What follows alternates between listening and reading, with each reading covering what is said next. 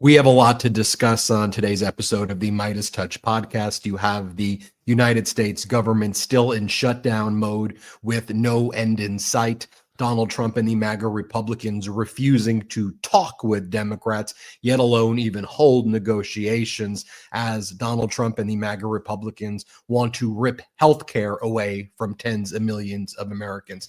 I want to talk about what took place in the Middle East today, the ceasefire deal between Israel and Hamas. We'll talk about Donald Trump's speech that he gave in front of the Knesset, as well as his speech in Egypt. I thought Donald Trump's speech was very bizarre. He wanted to make this all about himself, me, and he was spiking the football when we're just in one phase of phase one, and Donald Trump refuses to even acknowledge if he believes that there should be a two-state solution. We're going to talk about that also this weekend, October 18th. The No Kings protests will be taking place. And already Donald Trump and MAGA have their talking points and saying that the peaceful No Kings protests are pro-Antifa, pro-Hamas events. And this as Donald Trump is creating a database of anybody he believes to be an enemy of the people or enemy from within. They actually have an office compiling a list of people out in Virginia. We'll talk about that and more. I'm Ben Meiselas. This is the MeidasTouch Podcast. Brett and Jordy, we've got a lot to discuss today, brothers. We certainly got a lot to discuss, from global affairs to things going on here at home. Certainly a whole lot of things that I want to say, a lot of things that I know that all Americans right now are concerned about, and rightfully so. We got these massive protests coming up this weekend, the No Kings protests. I've heard from so many of you that so many of you are going. One of the things that I love is when you tag us in the photos when you're at these events, especially when you have MeidasTouch on your signs and you're spreading the word in addition to protesting. I think that is the coolest thing. I'm looking forward to speaking about the latest updates with the ceasefire.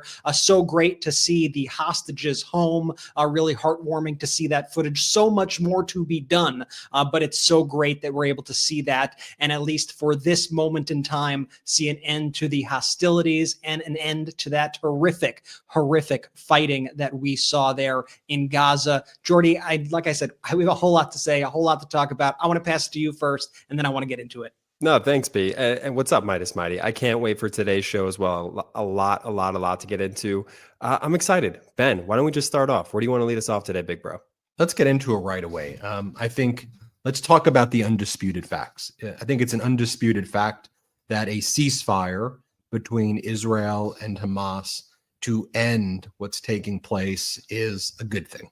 I think the atrocities that we've seen take place in Gaza have been really beyond words that I could even describe the atrocities, as tens of thousands of innocent Palestinians have been killed. And at the same time, Hamas has held these remaining 20 living hostages for quite some time. And it has been an incredibly important thing to bring back the hostages. I think those are undisputed facts. I think at the same time, I've seen so much of the corporate news coverage spiking the football as though there's peace in the Middle East now and everything has been solved. And I think that's irresponsible reporting on what has actually transpired. I mean, I think it's a ceasefire, and there have been dozens of ceasefires in the history of that specific region.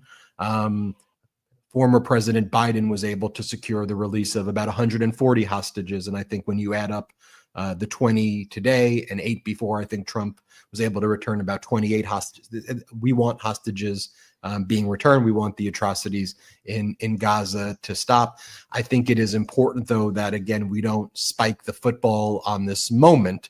We have to recognize what also is taking place. I mean, Hamas now is continuing to patrol the streets. Hamas has said that it has no intention of disarming. At the same time, the defense minister of Israel says that very soon they are going to be resuming attacks on Hamas-related infrastructure, as they frame it, and tunnels. So you have Hamas not disarming, patrolling the streets in Gaza, the IDF's head saying that they're going to resume attacks, and then Donald Trump saying that he has, when asked about a two-state solution, he doesn't provide a response. He says, I'm just going to let happen what's in the deal. And Trump has promised one set of things to Israel, like this 20-point plan. He's agreed to kind of an alteration of that plan with Hamas and with Arab countries. And so I just think it's important to reflect structurally what's taking place, because again, Donald Trump rolled into the Middle East today. He spoke in front of the Knesset in Israel. Then he went to Egypt, and he like made it like a birthday party for himself, or like a celebration. And he made all the world leaders show up and basically say how great he is. Then he gave this long rambling speech, and corporate news bought into the Trump narrative, hook, line, and sinker, when the narrative should be focused on the region. This is a good day for the region, but it's a good day and it's a ceasefire. And I think we have to have responsible conversations about what is to come. And I think so much of the Trump era has been, or the error in the Trump era by the media, which I think is intentional, is this congratulatory, this buying into the narrative without us observing, well, what's going to happen now? If you don't agree to a free Palestine, if you don't agree to a two-state solution, what are we really talking about? And when do the hostilities resume? And how do we prevent those hostilities from resuming? So I think that's an important point that I want to say from the outset. Let me pause there because I'm going to show clips, but that's my 2 cents of how I think we have to report on this responsibly. Yes, good day, very good day. That should be bipartisan. But we also have to be responsible in recognizing, wait a minute, Trump's not talking about a two-state solution. Hamas is saying they're not going to disarm. Israel's saying they're going to blow up the tunnel. What has happened? That's all. No, I think that's a totally fair point, Ben. And what I try to do with any situation, in anything, I think it keeps me honest, it keeps me fair. Is I think if what's happening right now happened under the Biden administration, how would I be feeling? If I woke up in a coma and I heard this news, what would my reaction be? And my reaction would be one of happiness, one of this is a great day, a great news. I don't think you could watch that footage of the Israeli hostages coming home, hugging their loved ones after being in captivity for so long, and not feel something and not see those, when you see those videos of the Palestinians, and they're also celebrating that they're, no longer at the whims of this brutal assault from the Israeli government. When you look at them and see them dancing in the streets and things like that, you have to be happy. You have to say, oh, what an excellent thing. This is exactly what we want to see. Now, what I want to be sure about is how now are we going to ensure that this is a lasting and durable peace in the region? Because I want to remind everybody, like Ben did, that we've been through these ceasefires before. In November 2023, there was a ceasefire under the Biden administration where 50 Israeli hostages were released, 150 Palestinians were released. That ended up lasting 7 days. In January 2025, just before Donald Trump took office, if you remember, there was another ceasefire, and this was part of a multi-phase agreement by the Biden administration. I'm sure that sounds familiar because we are now in another multi-phase agreement by this administration. And phase one in that agreement included a 6-week full and complete ceasefire, a withdrawal from populated areas, a release of hostages, which at that time included women, the elderly, people who were injured, and also was met with a huge surge of aid to the region. And we never made it into phase 2 of that plan either. And so I just want to urge caution here, because phase 1 is kind of the easy part. It's a big part, and I don't want to downplay it at all, because these families have been away for their loved ones for so long, and people have been getting killed for so long. So I don't want to downplay the importance of phase 1. It's incredibly important that these hostages are now home. However, I want to be sure that we're not going to get into this again. And there are some things already that are concerning me.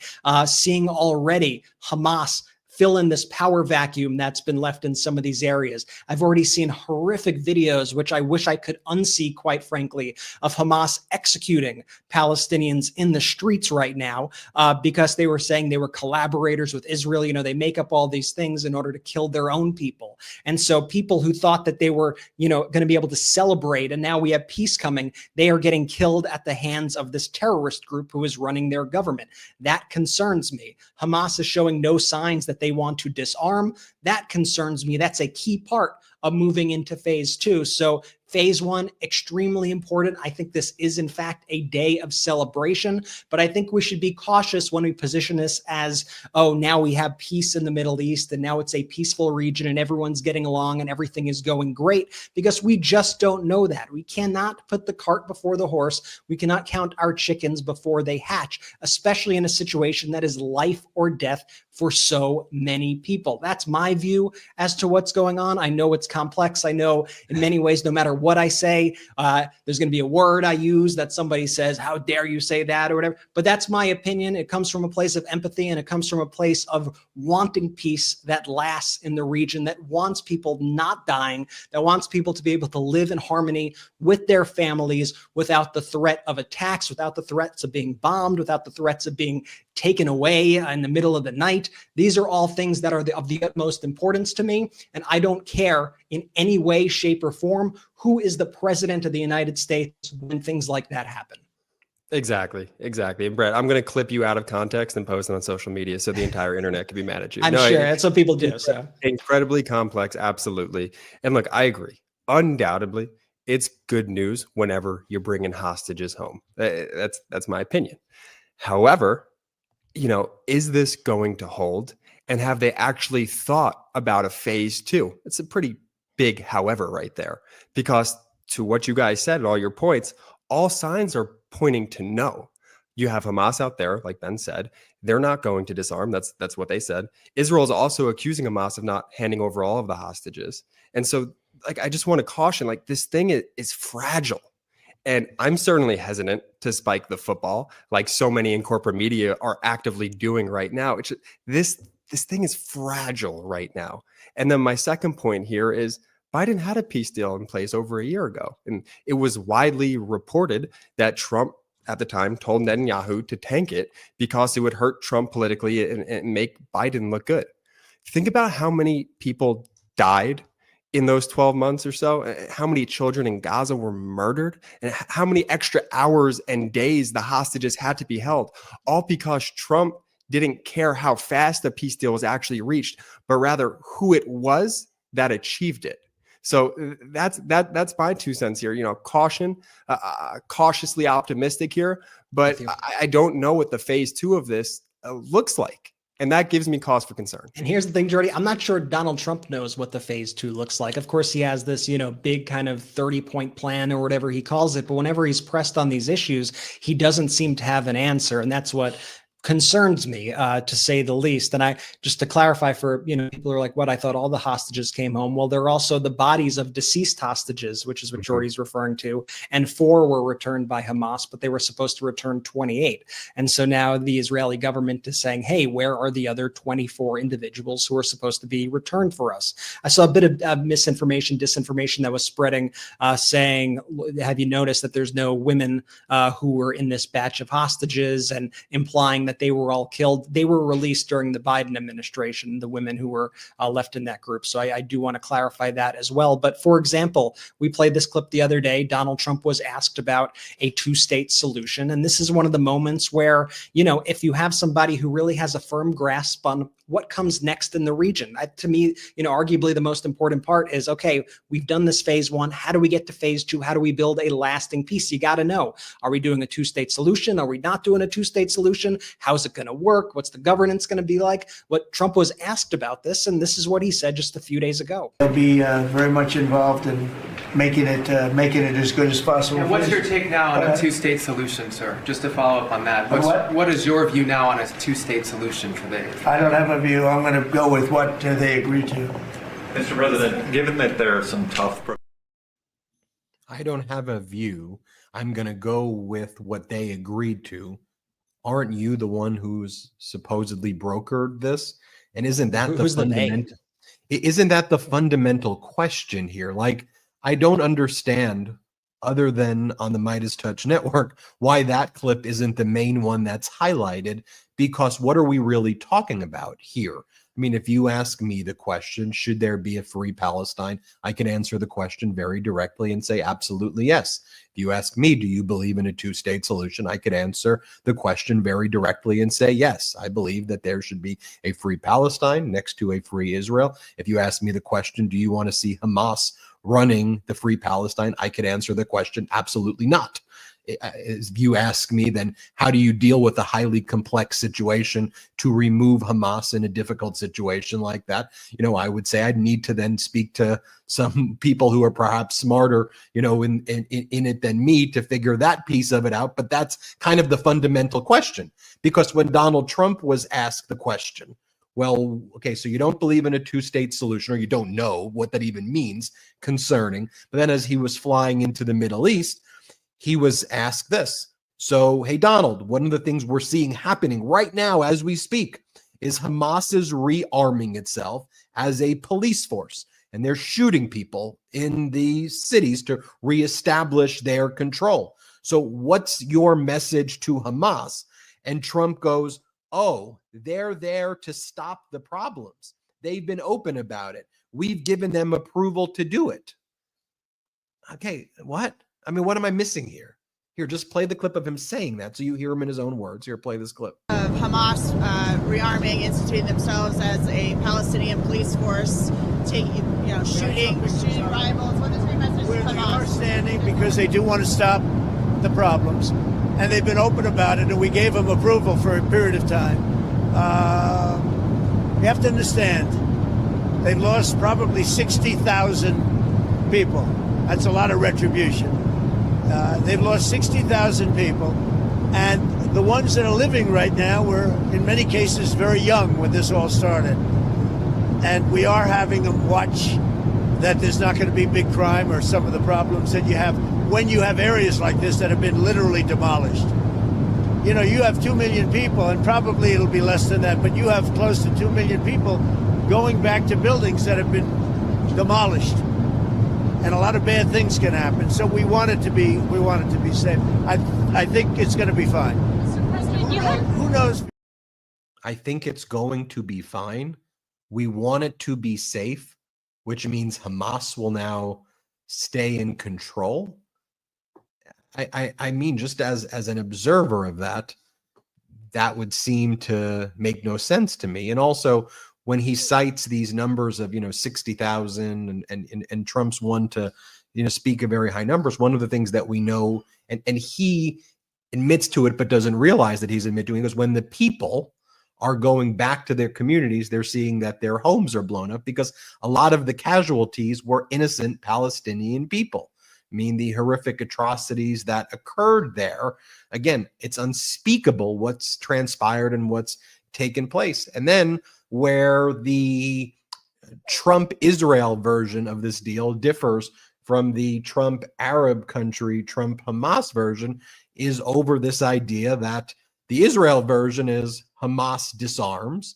The Hamas version is basically they temporarily freeze rebuilding, but it has nothing to do with disarming. And the leaders of Hamas have said they're not disarming. Then one of the points in Donald Trump's plan is eventually he becomes the leader of Gaza, that it becomes that Trump leads the council that runs Gaza. Now, do you think that that's something that Hamas is going to agree to and allow, that Donald Trump and Netanyahu running Gaza? And is that also why Donald Trump doesn't want to answer the question about a two-state solution? So what happened? Is he going to show up there? How is he going to rule Gaza? What does that even mean? What does that even mean? And again, to me, if you're reporting on, by the way, I'm not suggesting that I have all the answers, okay? I am suggesting that on certain clear points, I can reflect to you the moral clarity that I think you will be asking me to answer the question. Should there be a free Palestine? Yes. Should there be a two-state solution? Yes. Should Hamas be running it? No. So to me, I'm addressing those issues, but Trump's not even addressing those issues. But then what happens after, and then, and the media wasn't asking those questions. And then they weren't really showing what was going down today. I mean, like, you have Trump praising Viktor Orban at this press conference in front of world leaders and everyone behind him. You have Giorgia Meloni, the prime minister of Italy. You have Prime Minister Keir Starmer behind him. Like they're all so uncomfortable because he's praising Putin's puppet, Viktor Orban, right there. Just like, again, this is a moment that it's deeply embarrassing. Here, play this clip. We have Hungary. Oh, Victor, where is Victor? Victor. We love Victor. Victor, I call him. You know, I put the little accent on it. You are fantastic, all right? I know a lot of people don't agree with me, but I'm the only one that matters. You are fantastic. He's a great leader. I endorsed him the last election he had, and he won by 28 points. So you're going to do even better this time. If you have another election, and you're going to do great, and we appreciate it, and we're behind you 100%. That's Hungary. No, we're not behind him 100%. We're not behind him 100%. We're not behind him 100%, okay? He's the Putin faction that is harming the European Union. Behind him, you have Giorgia Meloni from the EU. You have Keir Starmer, which was not in the EU after Brexit. But they're visibly uncomfortable at what he's saying. And that is undercutting the entire like, dude wants a Nobel Peace Prize, but he's literally undercutting democracy as he stands up there. And Orban is well behind in the polls, actually, in Hungary. And Hungary's been a complete mess, just like Argentina, right? Well, all these Trump places. Hungary, if you compare Poland and Hungary post-Soviet control, Poland, which went largely in a democracy direction, has a powerful economy in contrast to Hungary, where inflation was surging, bad economy, dependent on Putin's oil. You know how Donald Trump's whole attack on the European Union is, you're getting too much oil from Putin, which any oil from Putin's probably too much, but Orban literally gets all of his oil from Putin. That's the whole source of Orban's oil. And Trump's up there praising them. So he's undercutting the Ukraine effort while he's there, and then not talking about a two-state solution. And our corporate media doesn't address this. Like, that's why I feel sometimes like I'm not a crazy person. I'm just like, why aren't they evaluating what's happening? And I don't think my observations, I'm not, no offense to me, I don't think they're particularly special. I'm just telling you what the hell I'm just saying, watch that. Like, that's not normal. That should be something that's leading the headlines, but it's not. Sorry, Brett. No, it's all good. But, you know, Trump has an affinity for people like Viktor Orban, obviously. I think he has an affinity for a lot of rulers in the Middle East as well, because I think Trump views himself as a supreme leader, as many of these leaders are, who, you know, don't need checks and balances in order to get stuff done, who could just rule with an iron fist. Donald Trump sees that and he goes, oh, that's what real strength looks like. That's what we need to bring into the United States. I think we have the clips. Maybe we could show them in a little bit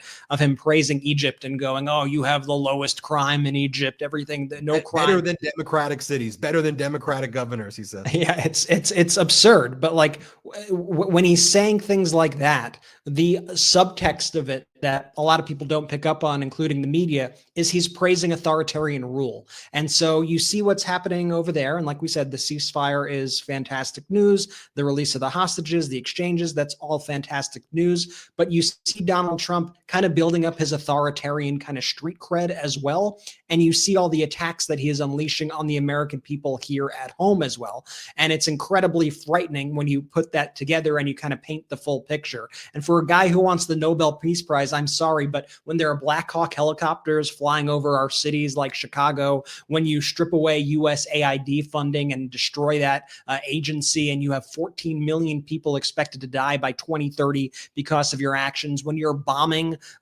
boats indiscriminately in the Caribbean, and we find out you say it's a Venezuelan boat, but it's actually a Colombian boat, and you said you were going after drug runners, and then a woman says that her husband was a fisherman and was killed. I mean, I'm sorry, I'm going to say not so sure about that Nobel buddy. And no one even really talks about the fact that it's just so freaking weird that we have a president of the United States going out there ostensibly to try to win himself a Nobel Peace Prize. Like, this is like the biggest thing that he wants. Like, he's like lobbying for an award.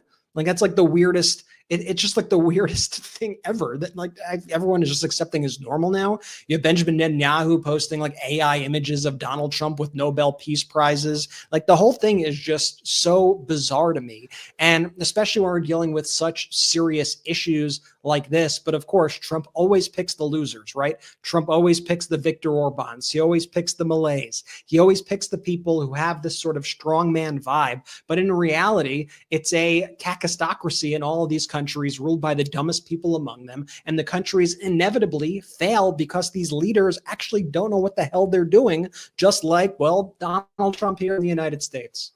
1000%. I agree with you, Brett. There's nothing weirder. Well, there's a lot of things weird, but there's nothing weirder than Donald Trump begging for a Nobel Peace Prize. Like, it's honest, like, to your point, could you imagine if Obama did this or if Bush did this? Like, it's just such weird, bizarre behavior. But he's a person, if you could call Trump a person, that is deeply insecure. Clearly, right? He needs the awards. He needs the attention. It's why he watches the corporate media the way he does it, so he could hear. He's got a rabbit ear, so he could hear exactly what everyone is saying about him at all times. And if they don't say the right thing to his liking, he's going to do a mean Truth Social post about it, and he's gonna be angry. And so it's just such an embarrassing thing for the United States of America to have the leader, Ben, to have the guy in charge acting in such a buffoonery way. Yeah, and to me, on a day like today, what I would want in a leader of the United States is someone who acts with humility, right? Someone who's humble, who says this isn't about me, this was about the region, that yes, today was a step in the right direction, but we need to make sure that now is when the hard work begins. That's my expectation of what a leader is. Yeah, how about I want to thank my predecessors. I want to thank former President Biden for putting together the framework that we were able to build upon for this release. This is how I plan on making this the release actually work and last, the ceasefire actually last. So we have a peace. I want to thank so-and-so. But no, Donald Trump has zero humility whatsoever. And on the contrary, when he went to the Knesset, he was actually trashing our leaders. Like, I've never thought I would see the day where you have a president of the United States go to the Knesset, go to any foreign government, give a speech and trash the United States of America. Like, how freaking anti-American do you have to be? How dangerous do you have to be to get up there and give a MAGA rally speech at the Knesset and go, oh, the President Obama sucks and President Biden sucked.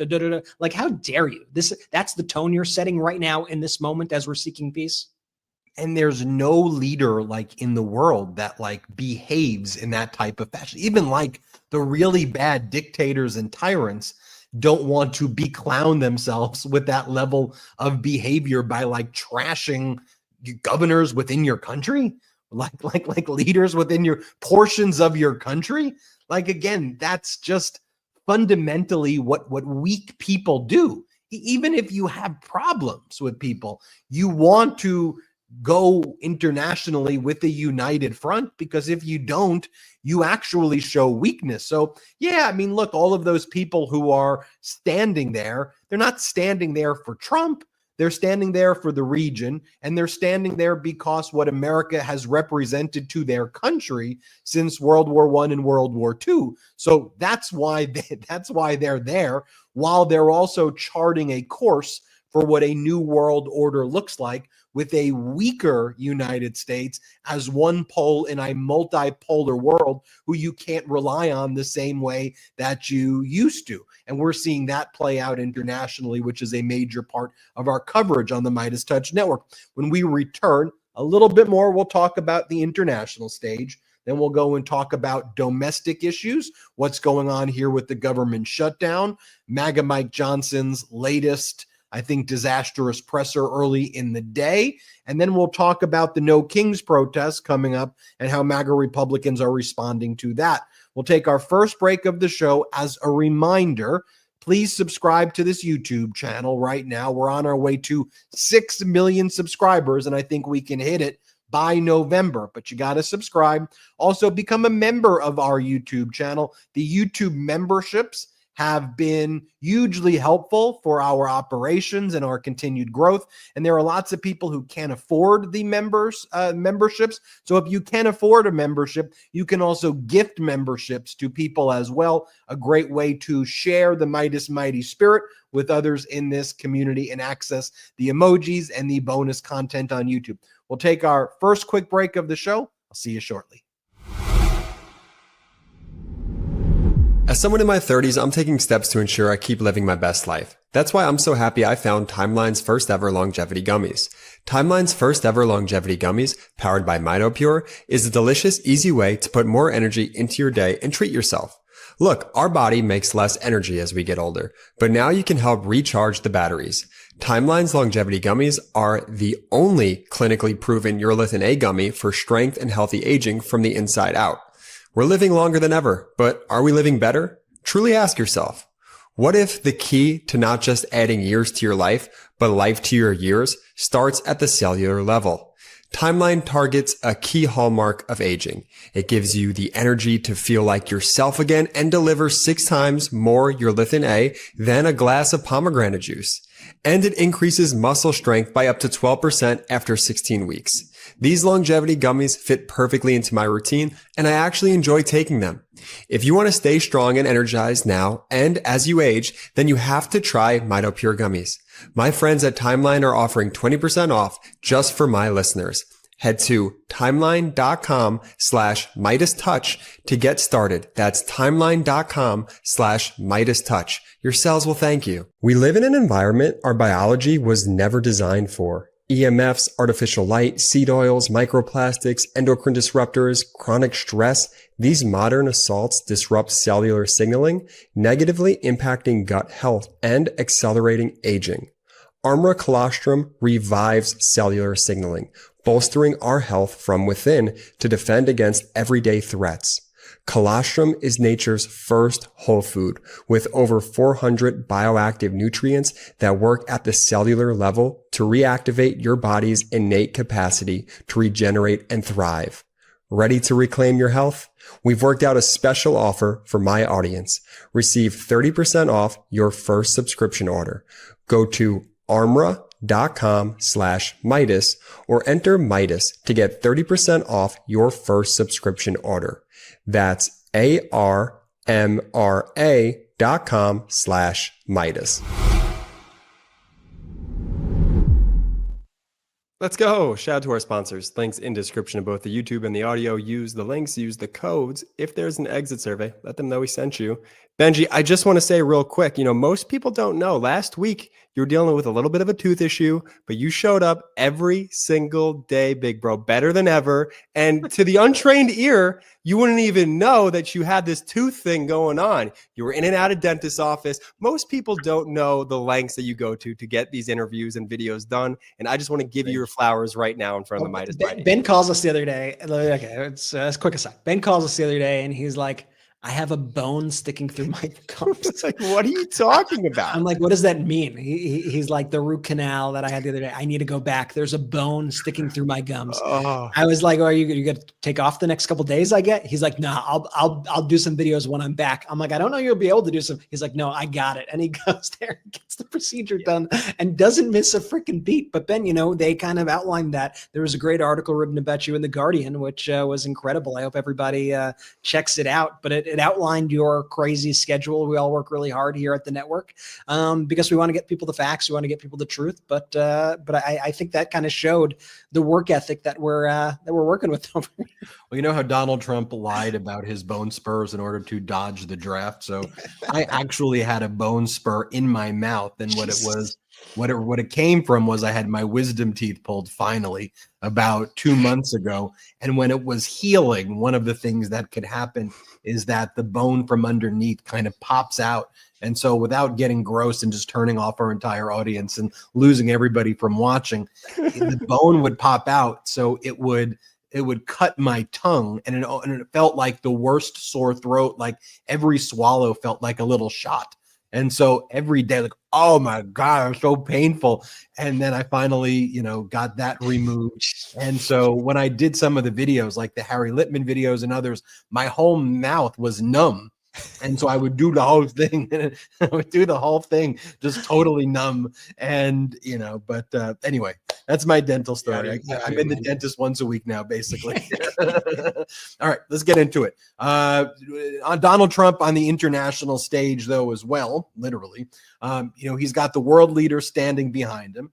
And there's a lot of ways to conduct diplomacy, but this is how Donald Trump chooses to talk about Italy's prime minister, Giorgia Meloni, who's standing behind him. Let me just show you this. It's pretty embarrassing. Here, play this clip. So thank you very much. Italy, we have a young woman who's, I'm not allowed to say it because usually it's the end of your political career if you say it. She's a beautiful young woman. Now, if you use the word beautiful in the United States about a woman, that's the end of your political career, but I'll take my chances. Where is she? There she is. You don't mind being called beautiful, right? Because you are. Thank you very much for coming. We appreciate it. She wanted to be here, and she's incredible, and they really respect her in Italy. She's a very successful politician. Again, just what a misogynistic, weird way to talk about. I mean, regardless of what I feel about Meloni, I mean, that's a pretty demeaning way to treat a person. And she did not seem happy about it. And then you had Keir Starmer looking like this guy's like Keir Starmer's look is like, this guy's crazy.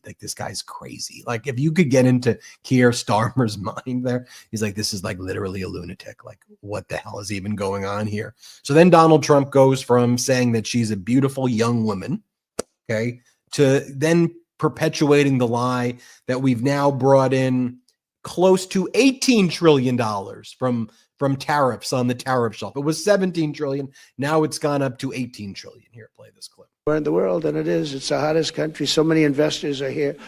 We have over $17 trillion being invested in the United States, which is a record that nobody has ever beaten. I don't think anybody will. And we still have 4 months to go before it's a year. So in 8 months, we have over 17 trillion. We're actually very close to $18 trillion. There's never been, as an example, the previous administration had less than $1 trillion over 4 years. We have, we're close to breaking $18 trillion in 8 months. That's pretty amazing. No country's ever done that. Yeah, because it's not true. It's not true. Now, finally, CNN did like a fact check. Daniel Dale did the fact check. What's also interesting though is that like that fact check is put next to like other fact checks of like things that are not of consequence when he tries to fact check like Democrats and other people all the time. He once did a whole fact check article on us where we said that Marjorie Taylor Greene was not clapping during Zelensky's address to Congress because she wasn't clapping. She did like one touch of her hand. And I kid you not, Daniel Dale did an entire article on us and said that she was clapping because the hand touch constitutes a clap. And we're like, first off, she wasn't clapping. Second off, you're missing the whole point here, which is that she and these MAGA Republicans are about to try to undermine America's support of Ukraine. Can you focus on that part of what we were saying also, which they did not do, and we were right about what we were saying then. So any event, I guess I'm glad that he did the fact check. So the White House came back to Daniel Dale, though, with a list, and the White House list is 8.8 trillion, not even the 18 trillion. But then the 8.8 trillion includes commitments only, not actual deals, commitments. But then it's like $1 trillion commitment from Qatar. Okay, well, Qatar's entire annual GDP is $166 billion. Okay, so they're not giving 10 times their GDP. The United Arab Emirates, what was like $1.2 trillion. Well, their entire annual GDP is $440 billion. So they're not giving 4x their entire GDP to the United States. It included $500 billion from India. There's not even a trade deal with India. It included like $1 trillion from Japan, just an entirely made up number, like $700 billion from Europe based on European company private investments, like just literally fraud. The Bernie Madoff Ponzi scheme was $66 billion. Trump's doing it in plain view, saying it's 18 trillion. And if we've brought in $18 trillion, then why can't we extend the Affordable Care Act subsidies to the American people? Why are people unable to afford healthcare if we've apparently got on the shelf $18 trillion? And my other question is, why are we bailing out Argentina to the tune of $20 billion right now while 20 million Americans are about to lose their healthcare? $20 billion to Argentina, 20 million Americans. Donald Trump says, go pound sand. We'll talk more about what's going on in the domestic front in just a minute, but I don't want to leave out these points. This was Donald Trump in the Knesset attacking Obama and Biden on the world stage. I just want you to see, again, how vile this behavior is. Here, play this clip. I would say November 5th was a time that we became really hot. But once you go back a couple of years, if I were in charge and the country was doing what they, nobody was going to ask me to speak. Nobody asked Joe Biden to come up and speak. I guarantee you that. And if they did, he would have turned them down. I promise you. He didn't speak. He didn't speak, and he didn't speak well. But all of the countries in the Middle East, it could have, what we're doing now, it could have happened a long time ago, but it was strangled and set back almost irretrievably by the administrations of Barack Obama and then Joe Biden. There was a hatred toward Israel. There was an absolute hatred. That's how he was using the day. And I can't emphasize enough how much that harms the United States on the world stage when that behavior takes place.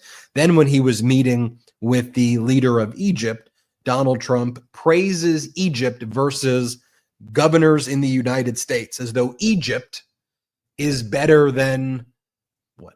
Los Angeles, California? I mean, what? Chicago, Illinois?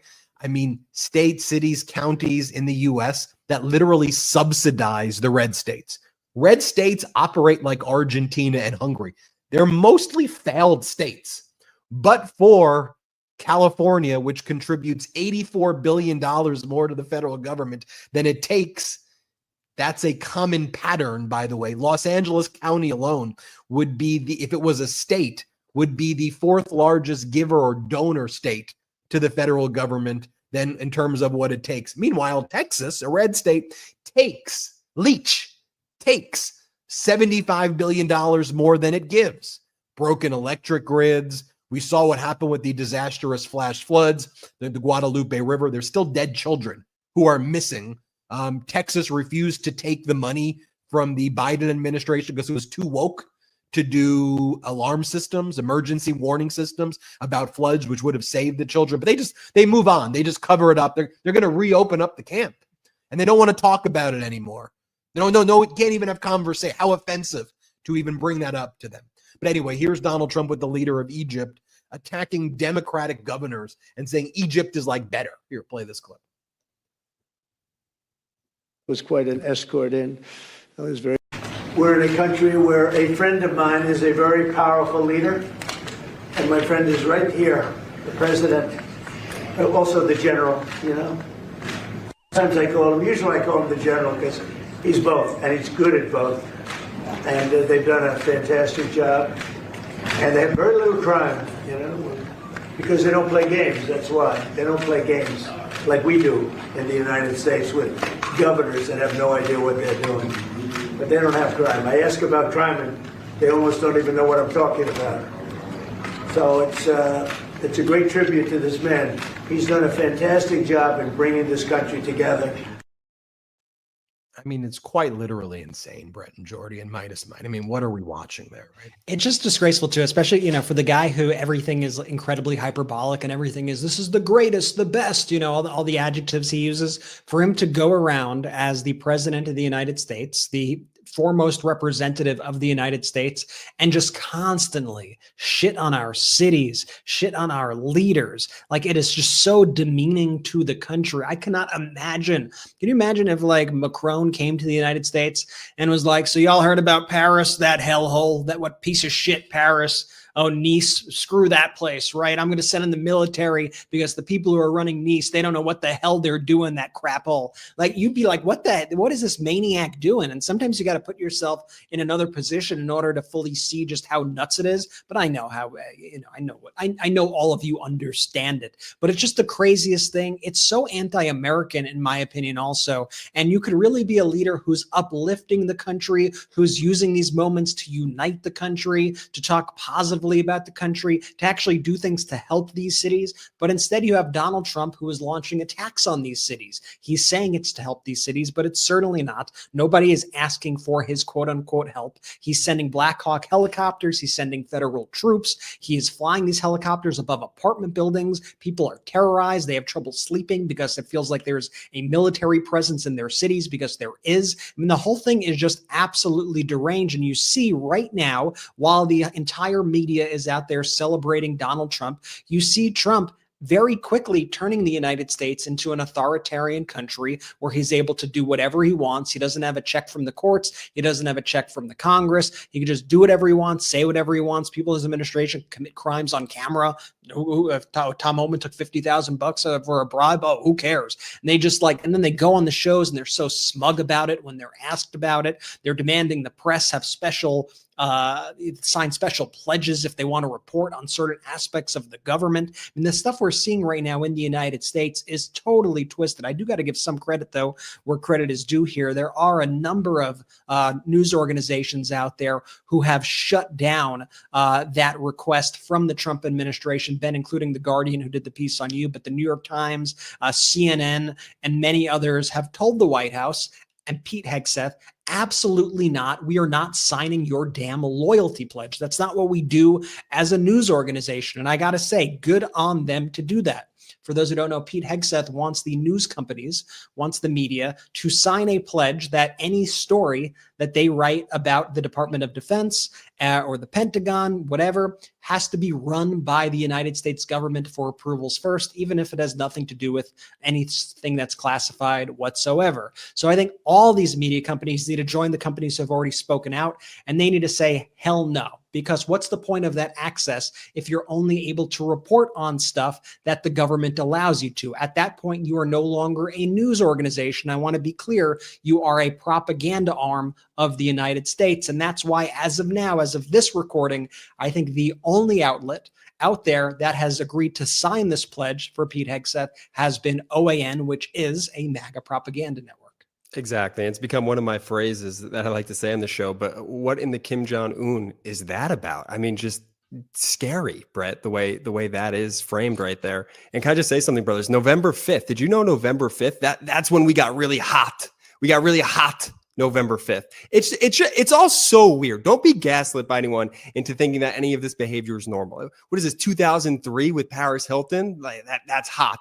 I always try and remember where in this Make America Great Again arc Trump is referring to. And I think we've pretty much established late 80s, early 90s, just based on the celebrities that they adore. And, that was Trump's heyday when he was running amok in Florida with his boy Jeffrey Epstein, released the Epstein files. And it's just so freaking weird when he gets up there on a national stage. It's beyond undignified. It's beneath the office, the way he behaves. And he just goes after Democratic run cities, Brett, in front of these other global leaders.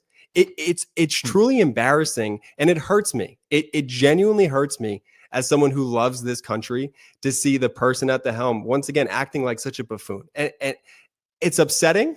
And I know we're all collectively going through it. Don't be gaslit once again by anyone around you who says any of this behavior is normal. And then lastly, Benji, I just want to hit on what you started this segment with, Daniel Dale. I forgot about that little feud we had about the whole clapping clip. That was a funny one. But no, Daniel. Simpler times. Much simpler times. Daniel, you're wonderful. We're not bringing that feud back up. I'll talk to Ben after the show. Well, look, the issue with Daniel Dale, I'm not going to fully let the feud go away, is we would be analyzing what the behavior was, and then he would continuously fact check us based on what Donald Trump said. So we would say, here's what he's doing, and then Daniel Dale would be like, but false. Donald Trump has said over and over again that he's not going to be doing those things. And I'd be like, yes, I understand that's what he said, but can we look at what his actual actions and behavior? Exactly. And by the way, to this day, that's continued to be a through line of who Donald Trump is and how corporate media is so beholden to Donald Trump, taking him at his word and at face value when you can. He's a liar. It's known. And Jordy, I think Donald Trump's reference of when America was great is actually pre-World War I. I think he has it 1890 to 1910. His frame of reference for how he views the world is 1980. He's frozen in time in the 80s and the 90s when he talks about the types of energy, the relationship of the United States to other countries, like his perspective on Japan, trading relationships. He views the world like of what was going on then. But I think he says we were the greatest when there was no income tax and it was purely based on tariffs to raise money. Despite the fact that if you actually look at history, tariffs were one of the accelerating forces on the Great Depression. We got a lot more to discuss. I'll show you what the latest MAGA talking point is on the government shutdown, what they're saying about the No Kings protests. Democrats are fighting back. I mean, I appreciate some of the fight back that we're actually seeing now. We'll talk about that and more. A reminder, don't just subscribe to this YouTube channel, become a member if you can. It helps grow this network, and you can gift memberships to as many people as you can. Just hit the join button. You'll see it says join, and then there's an option for you to gift memberships. Also, subscribe to our audio podcast as well. If you watch on video, make sure you listen on audio, or at least just sign up on audio. It goes a long way to help us in the audio algorithms as well when you sign up and you leave a 5-star review. Last break of the show, home stretch. Don't go anywhere. We've got a lot to discuss when we come back on the MeidasTouch Podcast. You know, I didn't think a skincare product could actually reverse how my skin feels, but OneSkin changed my mind. What I personally like most about OneSkin is how it actually makes my skin feel stronger and more hydrated. I started using their OS1 body on my arms and neck, those areas that start to show age first, and I've really noticed the difference. But my favorite has to be the OS1 eye topical. Honestly, I did not expect results to be this good, and it couldn't be easier to use. Just cleanse, pat dry, and apply twice a day. That's it. I've now added the OS1 face and eye creams into my routine, and they've quickly become products I cannot live without. Born from over 10 years of longevity research, OneSkin's OS1 peptide is proven to target the cells that cause the visible signs of aging, helping you unlock your healthiest skin and hair now and as you age. For a limited time, try OneSkin with 15% off using code Meidas at oneskin.co. That's 15% off oneskin.co with code Meidas. After you purchase, they'll ask where you heard about them. Please support our show and tell them we sent you. So you ever wake up and feel like your body just hit the snooze button on life? Yeah, same. Honestly, aging sneaks up on you in some wild ways. Whether it's a night out or a good workout, I just don't bounce back the way that I used to. One day you're full of energy, the next you're Googling how to stretch without pulling a muscle. I believe one of the best aging breakthroughs of the last decade is Qualia Senolytic, and here's why. It's designed to help your body naturally eliminate something called senescent cells, also known as zombie cells. These are the ones that just hang around after they've stopped doing their job, draining your energy and making you feel, well, old. Think joint discomfort, sluggish recovery, low energy, the whole deal. Qualia Senolytic is a groundbreaking supplement made with 9 plant-based nutrients, and you only take it 2 days a month. That's it. Since I started taking it, I felt more energized, quicker to recover from workouts, and honestly, just more like me again. Plus, Qualia's breakthrough formulation is vegan, non-GMO, and tested by leading scientists. Experience the science of feeling younger. Go to qualialife.com/Meidas for up to 50% off your purchase and use code Meidas for an additional 15%. That's QUALIA life.com/Meidas, MEIDAS, for that extra 15% off. Your older self will thank you. And thanks to Qualia for sponsoring this episode. When you're buried in credit card and loan debt, it's human nature to put it off and say, I'll deal with it later. If that's you, here's a hidden fact that the debt strategy experts at Done With Debt shared with me. They discovered a little known strategy that works in your favor to dramatically reduce or even erase your debt altogether. They aggressively engage everyone you owe money to in September, and here's why. They know which lenders and credit card companies are doing year-end accounting and need to cut deals. They even know which ones have year-end audits and need to get your debt off their books. That means you need to get started with Done With Debt now. In September. Done With Debt accomplishes this without bankruptcy or new loans. In fact, most clients end up with more money in their pockets the first month. Get started now while you still have time. Go to donewithdebt.com and talk with one of their specialists for free. Visit donewithdebt.com. donewithdebt.com.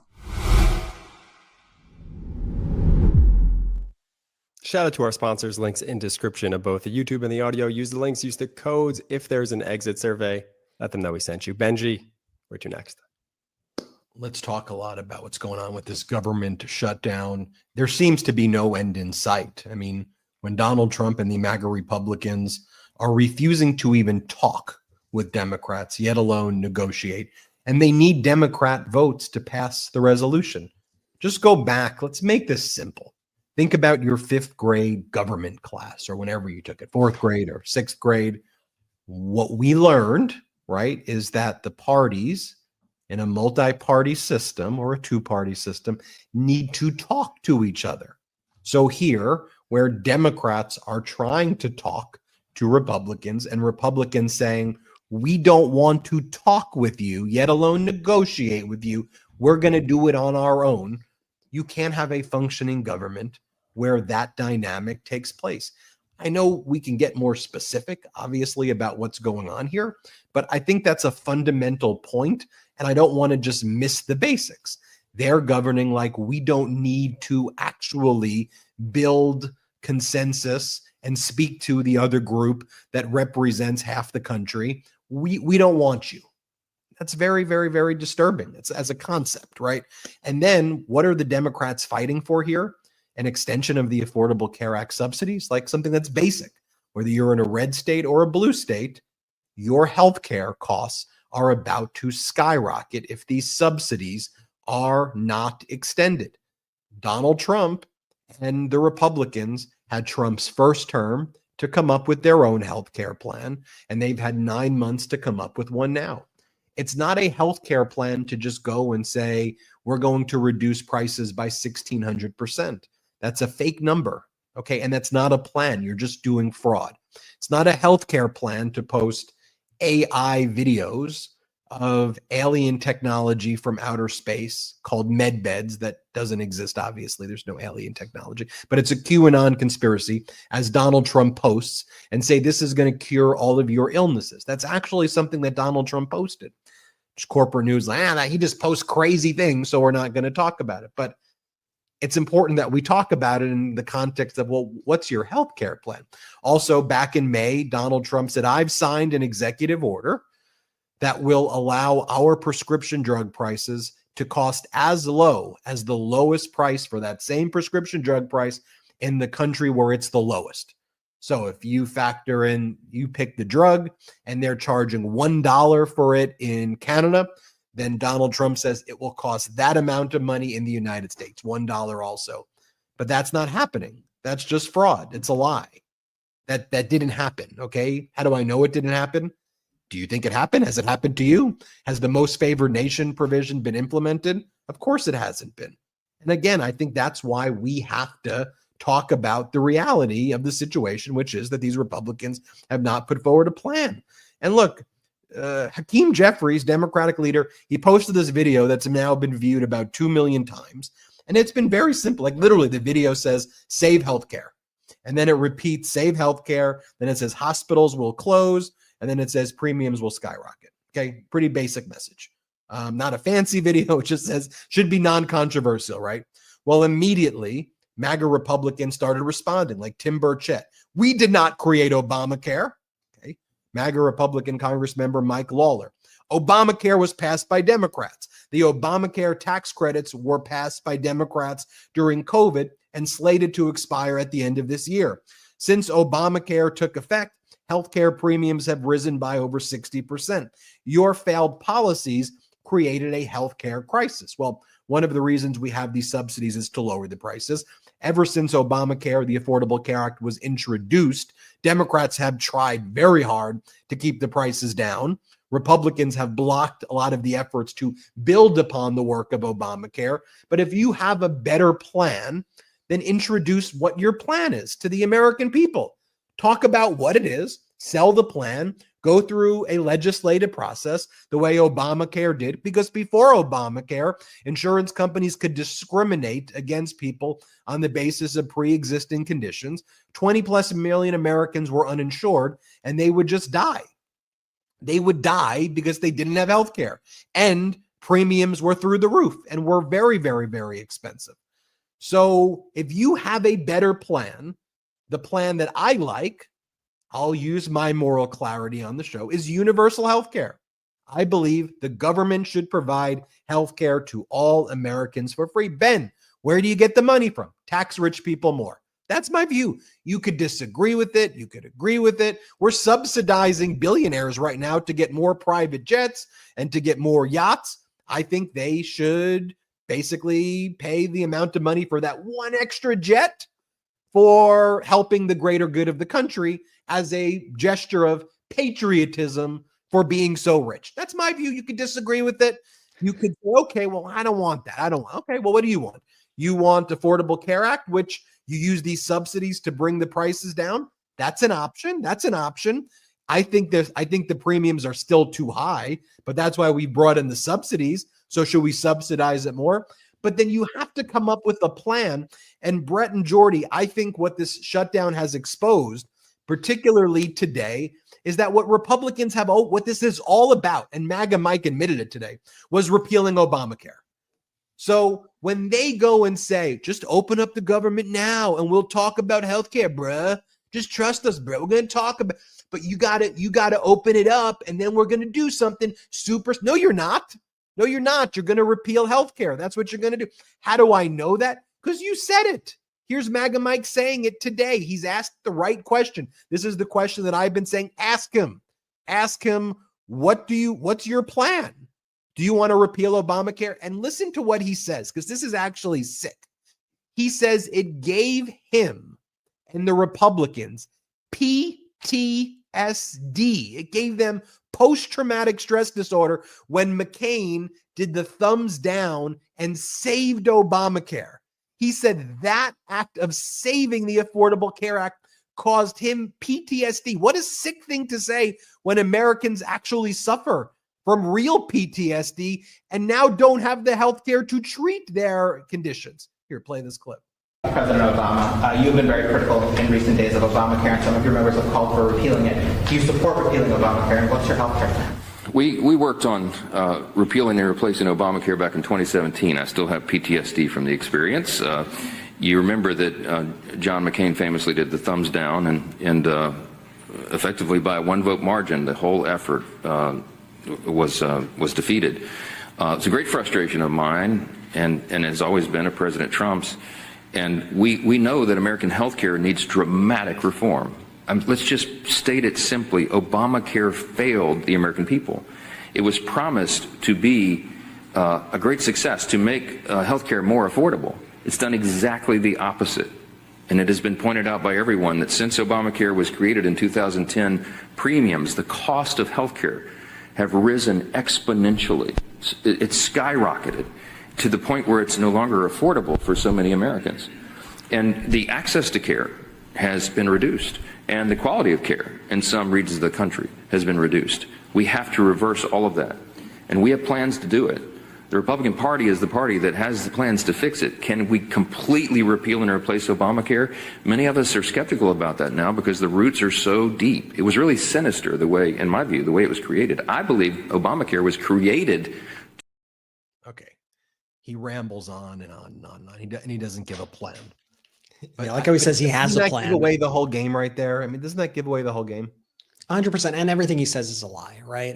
Listen, I think virtually all Americans could agree that there's an issue with our healthcare system that needs, extreme solving. The Republican plan, if they were to say it, would be to remove Obamacare, to make it so people with pre-existing conditions could get denied coverage like they were before Obamacare, to end the expanded coverage that Obamacare gave, to take away the marketplace, to remove the subsidies, as we're seeing happen right now, to remove the block on lifetime limits. Like, there were so many things that Obamacare implemented that were game changers for Americans. And I feel like still enough people in this country don't even give it enough credit. But the majority of this country does have a positive opinion on the Affordable Care Act. Could it have been better? Could there have been a public option? Yes, that was voted down at the last second. There's so many things that could have been done there. But Mike Johnson is spreading a false narrative. He's acting like insurance premiums weren't rising before Obamacare.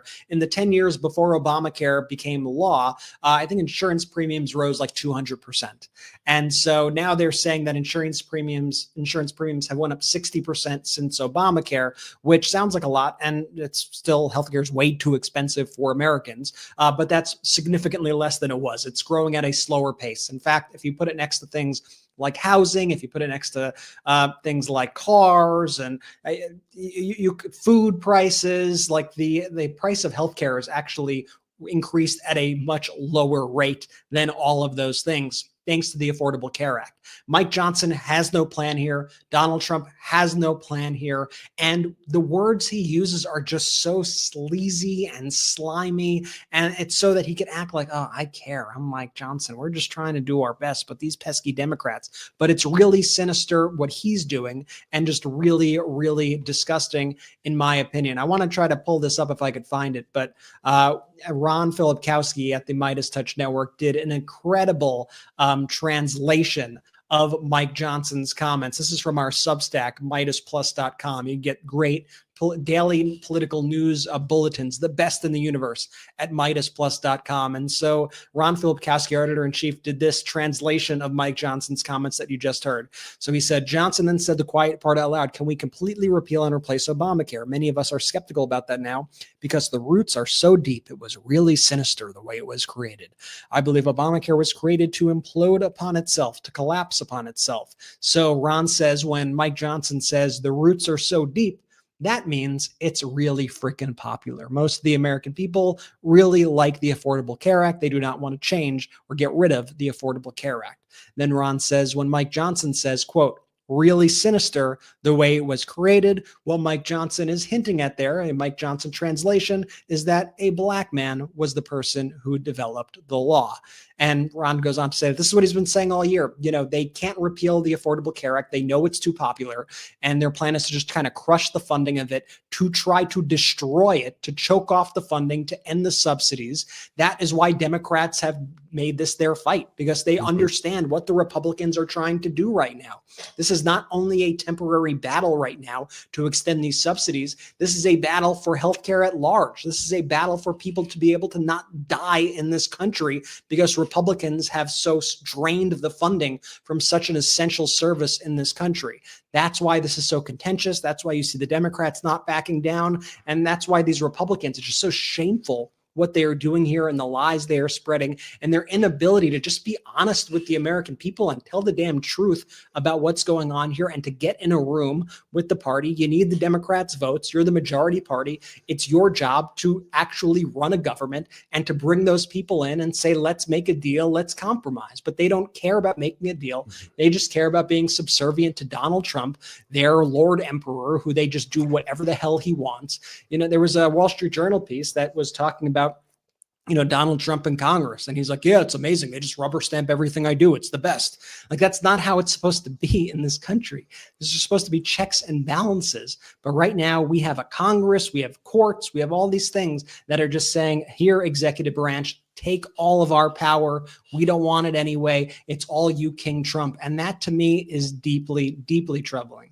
Absolutely. Look, let's remind everyone the Republicans control every branch of government at this time. And so when they try and continue to pin this on the Democrats, I mean, it's a really head scratching moment. It's like, look, to a certain extent, you all got all the power here. Republicans, you guys are the reason this shutdown is still happening. And for me, I look at it through an additional lens, Brett. Every day that passes and the government is shut down, for me, is just another reminder that Donald Trump and the Republican Party would rather protect pedos than figure out a sustainable healthcare plan. Because once the government reopens, you know what you're also going to get is a vote to release the Epstein files. And so this is, you know, this is all such a head scratching moment for me as Johnson continues to deflect at the expense of the American people. And it's incredibly frustrating when he gives this sort of, oh, shucks behavior. And he's just trying to be this, you know, really smooth talking guy. And there couldn't be anything further from the truth with Johnson. I mean, it just comes off incredibly phony, super slimy. And that's every time he takes the stand there, Brett. And just the disgraceful things they're doing, which are clear violations of the law, clear violations of the Hatch Act, like when they change all these government websites to say, this is the fault of the Democrats. The Democrats have shut down the government.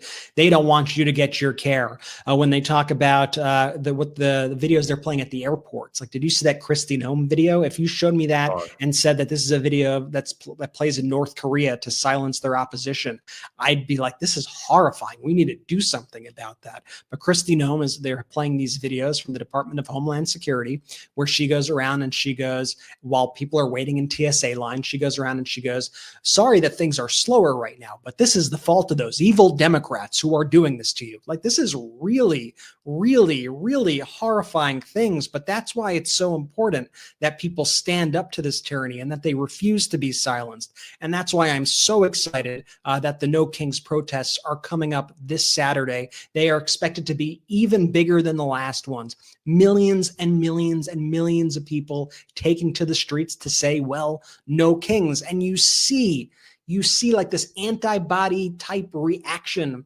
from this fascist government in which we are living right now, trying to silence these No Kings protesters, trying to say that these protesters, they're all Antifa. These protesters, they all hate America, using just horrific language of people who are just trying to use their free expression to speak out against a government that is overstepping. And so you've had people now from all across the administration who have been going on TV. Like, you could name a person, I'll show you them on TV saying things about these No King protests in the most heinous terms. So first, let me show you this clip of Scott Bessent, the Treasury Secretary.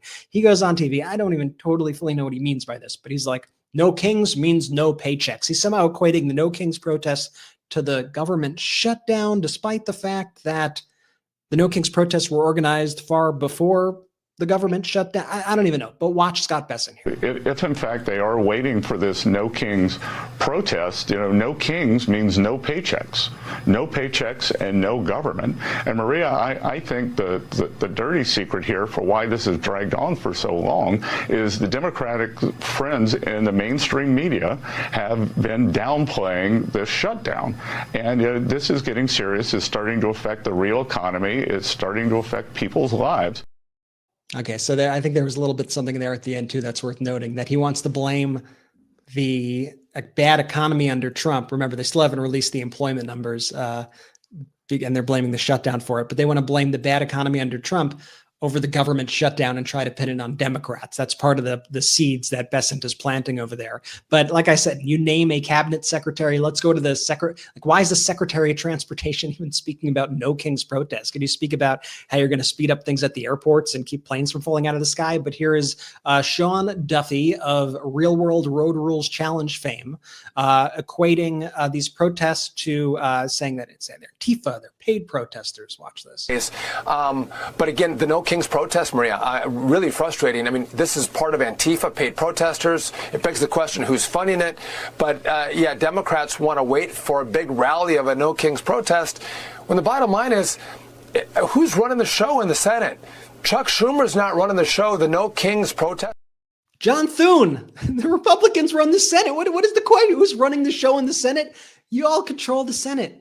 Majority Leader Thune is the leader of the Senate. You guys control the Senate. And that language that he is saying right there, to me, brothers and Midas Mighty, is incredibly troubling, especially when you put it in context of things that have happened over the past few weeks, like Donald Trump saying Antifa is a terrorist organization, saying we could use lethal force against Antifa, just like we use lethal force against terrorists around the world. Remember, Donald Trump is doing these extrajudicial killings of like just targeting fishing boats and stuff in the Caribbean. He's essentially saying that he has the right to kill anybody who participates in these protests. Like, if you draw a direct line between what he's saying, he held that very frightening, bizarre event with like MAGA propagandist influencers last week, which was the Antifa Roundtable. And his whole thing is, it's not about, Antifa. It's not about, this is a terrorist group. The real mission behind what Donald Trump is doing here is clearly he wants to silence all dissent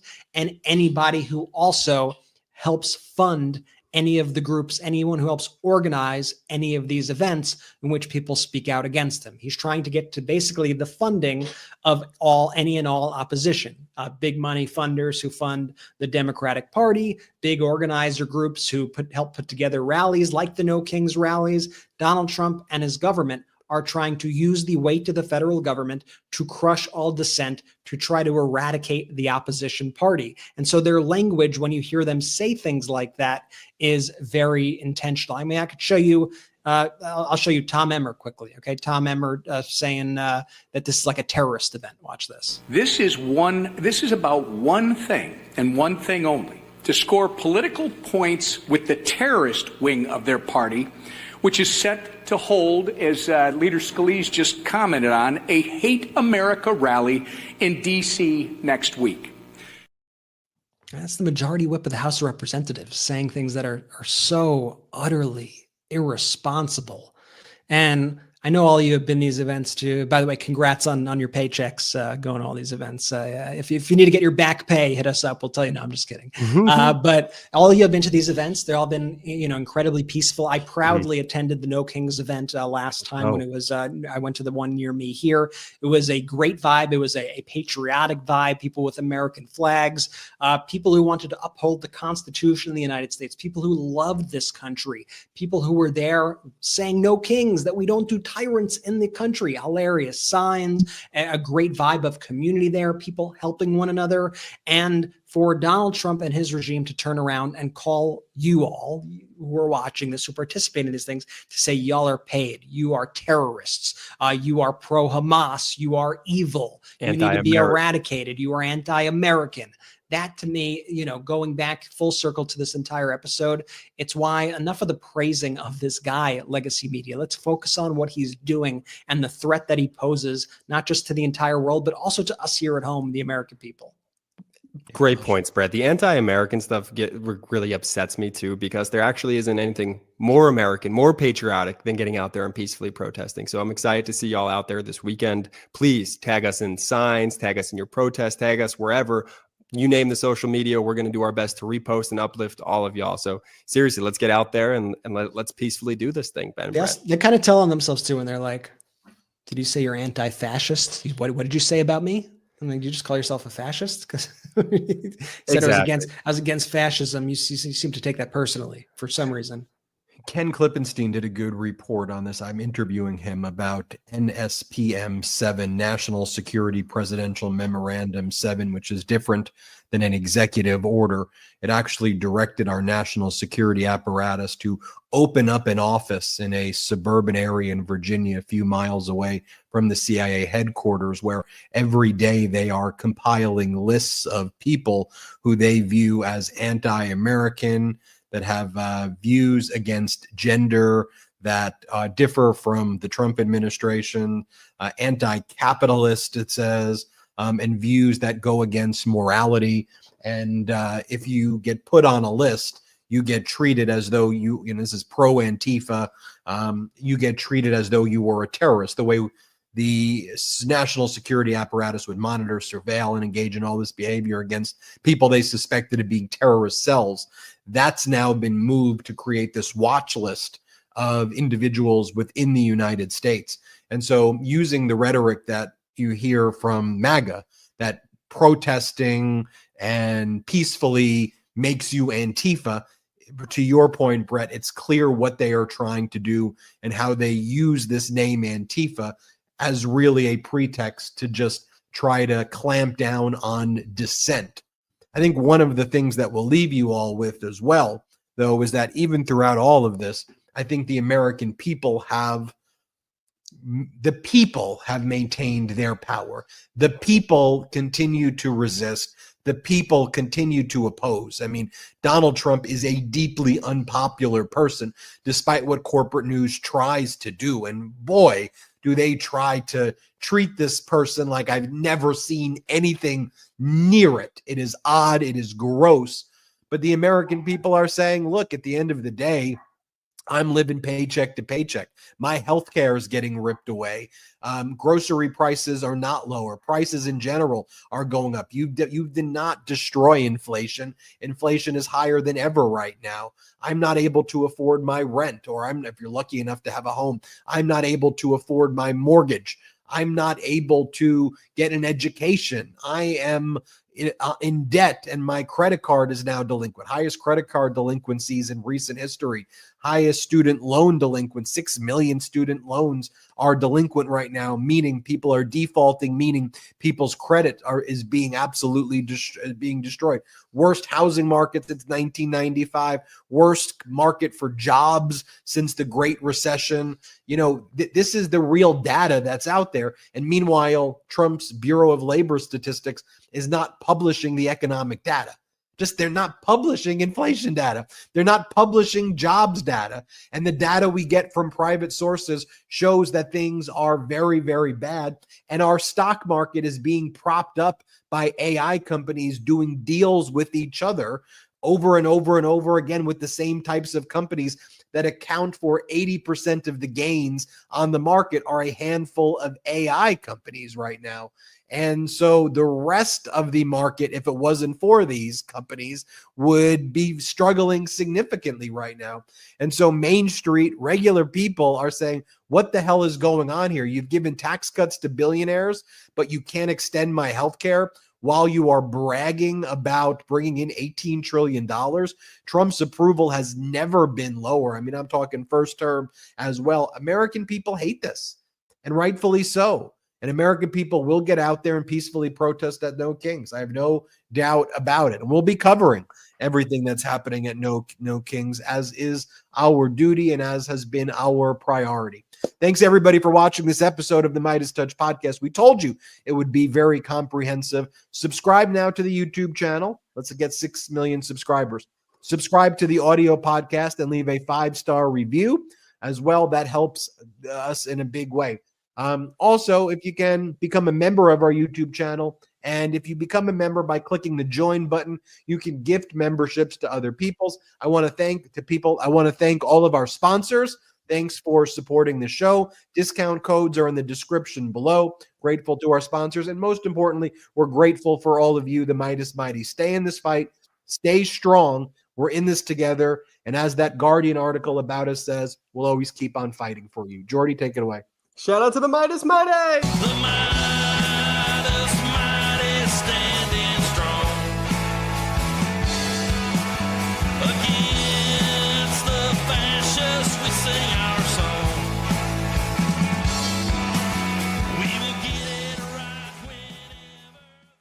whenever. Want to stay plugged in? Become a subscriber to our Substack at MeidasPlus.com. You'll get daily recaps from Ron Filipkowski, ad-free episodes of our podcast, and more exclusive content only available at MeidasPlus.com.